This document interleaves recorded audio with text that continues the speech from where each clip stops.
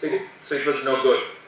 So the only people who were doing thiosulfate administration were volunteer doctors who went from Kolkata, who came from Calicut, who came from Bombay, and we set up a clinic called Janaswasthya Kendra, and we used to administer thiosulfate and monitor the improvement in their health status.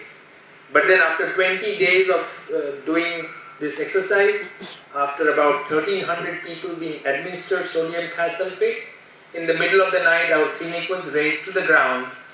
About 31 of us were arrested under charges of 307, attempt to murder. And all our documents, which was the proof that this works, were taken away and have not been returned till today. And the only reason we can find that the reason carbide did was that Indian carbide's position was that the gas has only affected the organs that it had direct contact with. So that they were only accepting lung damage and eye damage, because that is where the contact was. They refused to believe any systemic damage, that it actually entered the system. And as you can imagine, administration of thiosulfate and excretion of higher urinary thiocyanate was a direct proof that something had happened in the blood, and that's the reason why thiosulfate was able to detoxify. So effectiveness of thiosulfate was an acknowledgement of the fact that there was systemic poison, and that's the reason why people were didn't get it, and that's the reason why our clinic was raided and our documents taken away. So Indian Carbide's position was that, so of course the government made requests about the gas, what to be done in case this gas affects people, exposure, what to do about this, what could happen later. All of these information Indian Carbide had, because from in the 70s till late 70s, Indian Carbide had carried out research in the Carnegie Mellon Institute in the University of Pittsburgh on effect of MIC on living systems. But when our government asked for this information, Indian Carbide said this information is trade secret. We can't give this. And this is the position it holds till today. So there was no information, and there were people with all these symptoms from anywhere between 5 to 10 symptoms, some of which persist till today, which is breathlessness, diminished vision, lack of appetite. In the early years there was loss of smell, loss of taste, menstrual irregularities, early menopause, and joint pains, and the mental illnesses I was talking about. All of these were symptomatically treated. Because there was no information from Carbide, because the ICMR and other agencies did not exactly kill themselves to find out what could be the proper treatment, there was no research on the therapeutic aspects. So what happened was indiscriminate prescription of antibiotics, steroids, painkillers, and psychotropic drugs. In fact, if you ask people, if you ask them today about Bhopal, anyone in Bhopal, how many medicines you have taken, they will not answer you in numbers. They will not say 200 medicines or something.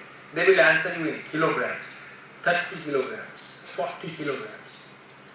And 10 years after the disaster, when we did a survey on drug utilization, what we found was that the chemical disaster was actually a windfall for pharmaceutical corporations.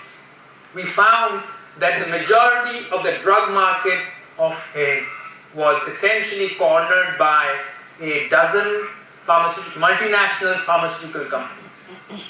And ironically, one of these companies that was selling the most drugs in Bhopal was Ronpol Inc.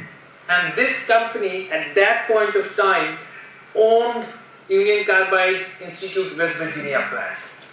It was running a plant that caused the disease and was selling the drug in Bhopal. That was what was happening. The compensation story is even sordid. Right after the disaster, within 10 days, a hordes of American private lawyers descended on Bhopal, each of them promising like more millions of dollars than the previous one. And they would get people to sign in these English retainer forms, vakalatnamas, in which it would be mentioned that 40% of the compensation would go to the lawyer. These will be written in English, and this is in a situation when people could hardly open their eyes. So, and there was no control because they would come in hordes, they would buy up the local slumlords or the politicians, and they would pay them per client they would pay, and they would get them to come and get them to sign. And so there was a whole horde of these. And within no time, there were some 196,000 clients and 120 legal actions. So what the government did was that it passed an act in the parliament called the Bhopal Gas Disaster Processing of Claims Act. And through this act, the government arrogated all powers of legal representation on this issue to itself and said that the Bhopal victims won't be fighting their cases, the government will do it on their behalf. And kept a clause that said that the government would act in the best interest of the victims, which was completely, of course, later forgotten. So, armed with this act, the government filed a case in the US federal court, where, of course, all these private American lawyers also went. And the first thing that was decided there, whether Union Carbide brought, was that American courts are not the proper forum, and that the case belongs to India. It should go to India, because Union Carbide was worried that compensation payments would be much, much higher if done in the US courts. And finally, the judge did send it to India with the proviso that Union Carbide had to abide by the decisions of the Indian court, though it is an American entity. So the case came here, and the survivors' organizations, they filed an application saying Union Carbide should be made to pay an interim relief because the cases may take time and people needed money right then, because many of them, about 70% of those who were exposed were people who earned their livelihood through hard physical labor, and they were not able to do that. That's why they had no livelihood and they needed money, and we asked for this interim relief. Because this has been the practice everywhere, that big corporations, when a case is fought against them, they just delay. They just delay so that eventually the victims, they succumb to this delay, and they say that we can't fight any longer, so they give in to whatever the company wants. So this is something we want, and this would have been a very good precedent for other cases too. And the judge in the Bhopal District Court did say that 350 crores, Union Carbide should provide 350 crores as interim compensation. If the case goes in favor of Union Carbide, the government of India will return this money to Carbide. And Carbide appealed against it, saying, how can you, we have not even been tried, how can you have this interim compensation? It is illegal, we won't pay. So they filed an appeal in the High Court. The High Court upheld the decision of the lower court in terms of paying interim relief, but brought down the amount, and then the case reached the Supreme Court, with Union Carbide appealing against the order and Government of India appealing against bringing down the amount by the High Court. And in the Supreme Court, while we were waiting for a decision on the matter of interim relief, on 14th February 1989, we find out that the Government of India, on behalf of the victims, but without consulting a single victim, had already reached a settlement with Union Carbide. And the Government of India initially, when it went to the federal court in US, had sought upwards of $3.3 billion. And it had settled for about 1/7 the sum. It had settled for $470 million instead of $3.3 billion. And so the three conditions of the settlement were that on payment of $470 million, Union Carbide would be absolved of all past, present and future civil liabilities. The second condition was the criminal cases against Union Carbide and its officials would be extinguished. And the third was, in the event of any future liability, like cancers and like birth defects and growth disorders among the next generation, in the event of any future liabilities, the government of India will defend the Indian Carbide Corporation. These were the three conditions of the settlement that our government agreed to. And as you can imagine, there was a lot of protests. There was protests in Bhopal, protests all over. In fact, I think that was one instance in which all newspapers wrote editorials condemning this. They saw it as a collusive settlement, a settlement in which the government of India had sold out the Bhopal people. And 2 years later, there was a modification because people were most angry about the dropping of the criminal charges, the extinguishing of the cases. So that part was modified. The cases were reinstated, but the court said that $470 million is all that people will get. In the event that there is a shortfall in compensation, the government of India should make good the difference of the shortfall. And that is why we have, according to official figures, 574,000 exposed people, among which 93% have got only 25,000 rupees as compensation for injuries that they would suffer lifelong. And for deaths, they got 1 lakh. The family got 1 lakh per death. That is the compensation that they got from the company. And now, in 2010, the government has realized that yes, we took too little, we got very little. So there is a curative petition that is pending in which the government is asking for higher amounts. And we are also, campaign organizations from Bhopal are also part of this petition. And we are saying that the government is asking about 1/8 of what should be due to people. So we are also co-petitioners on that. That case, unfortunately, the Supreme Court has not heard in the last 3 years. The case was filed, the curative petition was filed in 3rd December 2010. The criminal case, again, there were the 3 corporations: Indian Carbide Corporation USA, Indian Carbide Eastern Hong Kong, Indian Carbide India Limited, and 9 officials, including former chairman Warren Anderson and India's UCIL's chairman Keshav Mahindra and others, were charged for causing death due to negligence. Manslaughter, which is death without knowledge or intention, causing death without knowledge or intention, and causing grievous assault, poisoning and killing of animals and other serious charges. But Union Carbide Corporation, Indian Carbide Eastern and Warren Anderson continue to abscond since 1992. There were 2 attempts made for his extradition, one after a lot of battle. After 11 years was the Indian government first moved for extradition. That was the US State and Justice Department said, no, we won't send him because there are technical problems in this extradition request. And they were nothing, they were bogus. The State and Justice Department said that Warren Anderson has not been formally charged in a court of law. But Warren Anderson is absconding, how can he be formally charged? And so that was rejected, and once again in 2011, the government has filed for extradition, and we haven't got a response from that.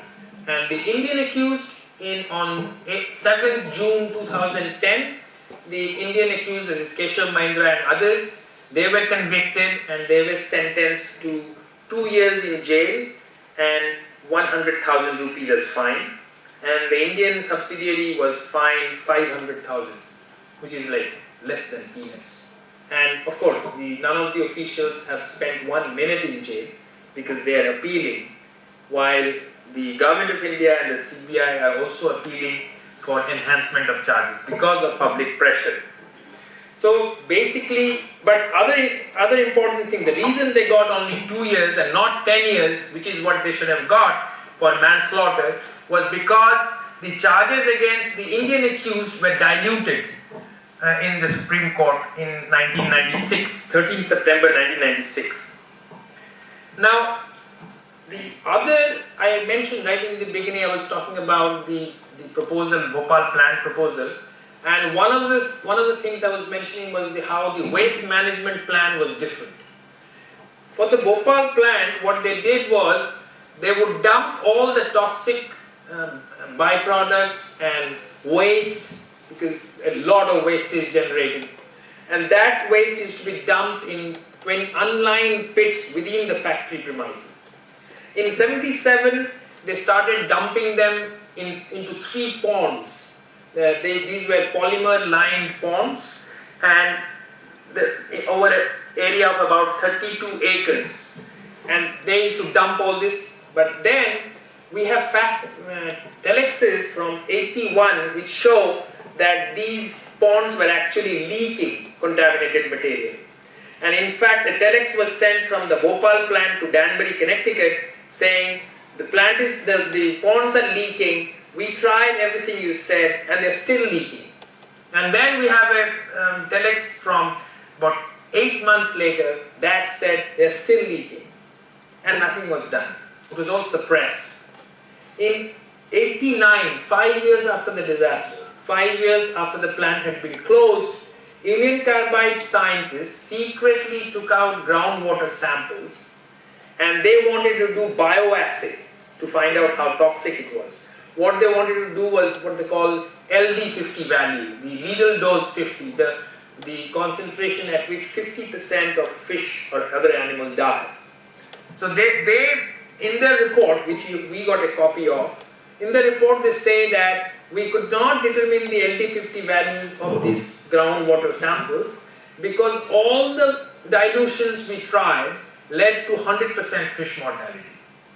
But that report was also suppressed. Nothing was known.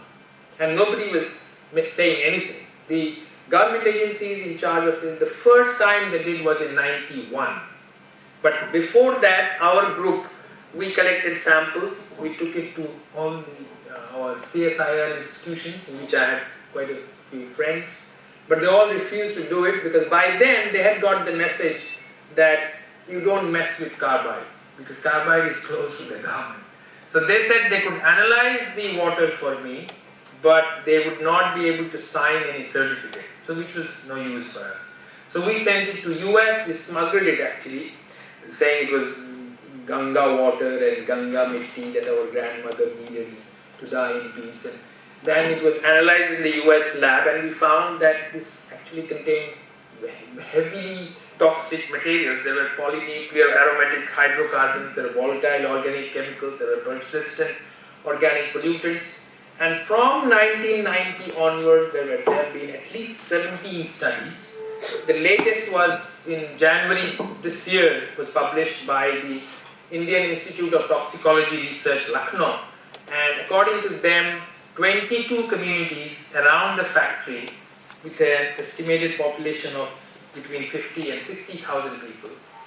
The 22 have water, groundwater that is severely contaminated. And these contaminations are a whole host of damaging chemicals that cause birth defects, that cause cancers, that damage the liver, the kidney, lungs, the brain.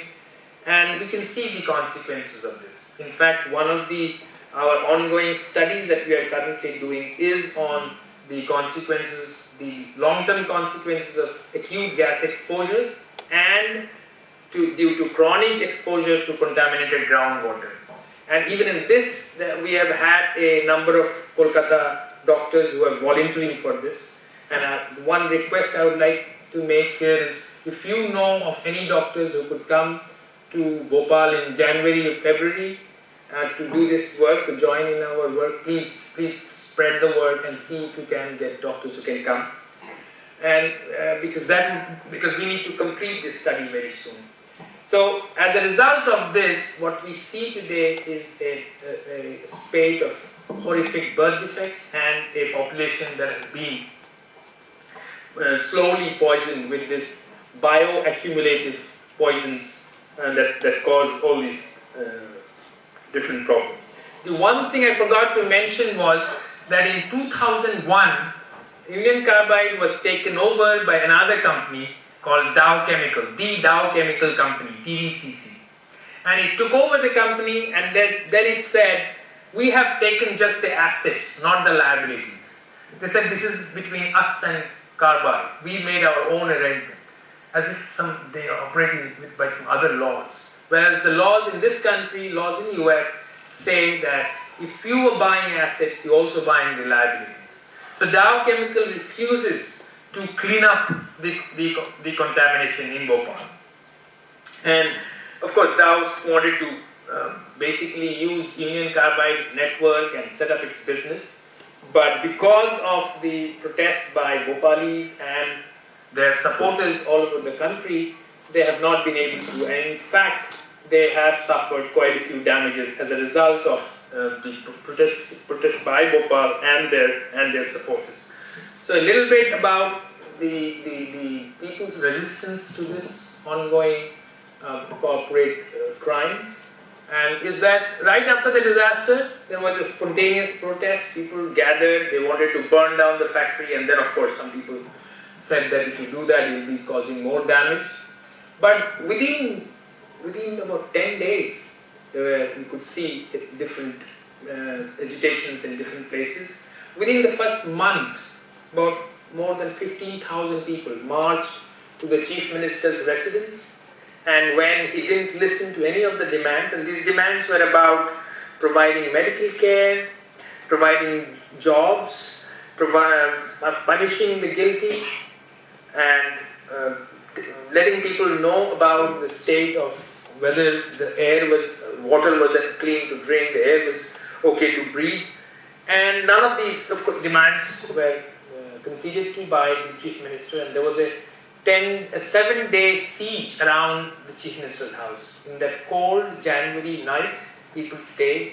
And at that time, as you can imagine, there was no infrastructure, there was no office, or there were no office bearers, there was no money. And yet, thousands of people, they managed this just on their own. It was an amazing event, that 7 days of, so powerful, that was the time that I decided that I went to Bhopal right after the disaster, but thinking I would be there just for 1 week.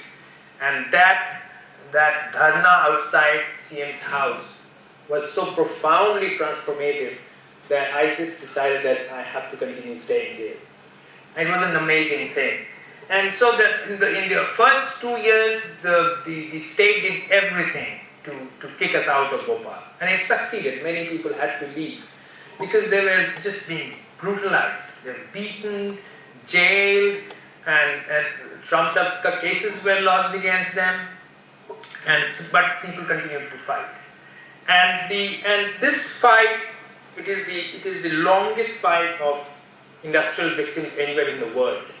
And after the first 2 years, it has been overwhelmingly women of Bhopal who've been fighting. And this fight has been through all kinds of means. We try to summarize it by saying that when people ask, do you believe in violence, do you believe in non-violence? And we say that we believe in by all means necessary. Whatever you have to do, it depends. But what we follow certain principles, that it has to be by consensus, it has to be by something that takes care of the pros and cons. And so there have been fasts up to 21 days that people have done.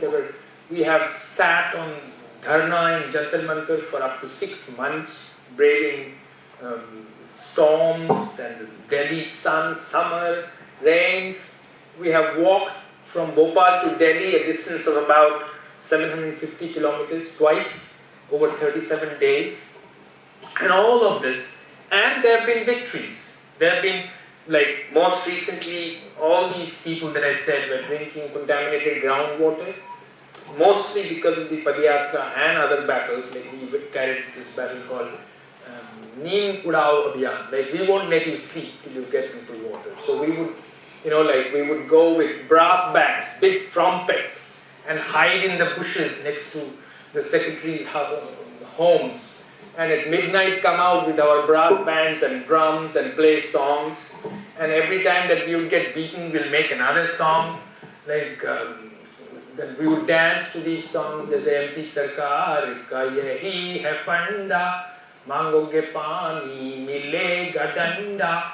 So we would make these songs on the day after we got beaten. So that would go on. So there's been a whole range of actions. And and of course, the latest was, one of the biggest was the 2011 rail rope in which we stopped the railway trains, because we figured that 3.5 kilometers of the rail tracks were in the middle of the affected area, and we said that we don't have like one point action. We organize this action in 5 spots, but we also said just go and lay down wherever you want. We gave 1 month of training in how to do a peaceful action, and we just said don't fight, just lay yourself down, go limp, because if you don't go limp, you will need 1 cop to take you away. If you go limp, you will need 4 cops to carry you. And we did that, except in 4 places we had no violence at all, and in 1 place the police instituted violence and beat up women and beat up more people, and they shot bullets and they shot tear gas, and they did everything possible and charged, this is laughable, they charged 2,000 people with attempt to murder and said that we were carrying guns, we were carrying swords, and we have, because we had made arrangements for that, we have blow by blow, we have fraction of seconds of photography that shows how the whole thing progressed. And that's one of the things that we are fighting in court today. It's a long story and we don't have so much time, but I think I've spoken longer than I had planned to, and I would be happy to answer if you have any questions now. Thanks. I've sent at least 1 person to sleep.